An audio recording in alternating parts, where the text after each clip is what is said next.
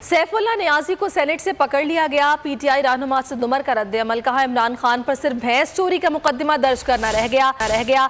इमरान खान के खिलाफ झूठे मुकदमे से पाकिस्तान की रुसवाई कराई गई। इदारों से मुतालिक बयानात पर नून लीग का माजी दागदार है।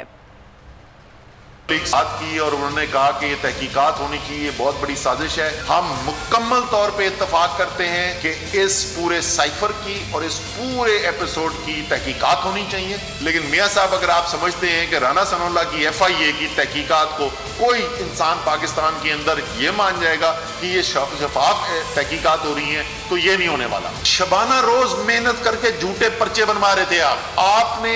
मैंने जैसे कहा कि अब अगला पर्चा जो इमरान खान के ऊपर आएगा ना, वो भैंस चोरी होने का आएगा। सारी दुनिया में आपने पाकिस्तान की रुसवाई कराई, वो झूठा पर्चा बनवा के। आपकी हुकूमत आने के बाद चंद माह के बाद मूडीज ने पहले वो जो स्टेबल आउटलुक थी, यानी आगे कोई खतरा नजर नहीं आ रहा, उसको बदल के पहले मनफी किया और कल उन्होंने ऐलान किया कि पाकिस्तान की क्रेडिट रेटिंग को डाउनग्रेड किया जा रहा है, B3 से गिरा के CAA3 पे ले आया जा रहा है। यानी आपके दिवालिया होने का खतरा पहले से बहुत ज्यादा बढ़ गया है। मंजिल, रास्ता, जज्बा, भयानक सच्चाई से हटाए पर्दे और तोड़ डाली झूठ की बेड़ियां।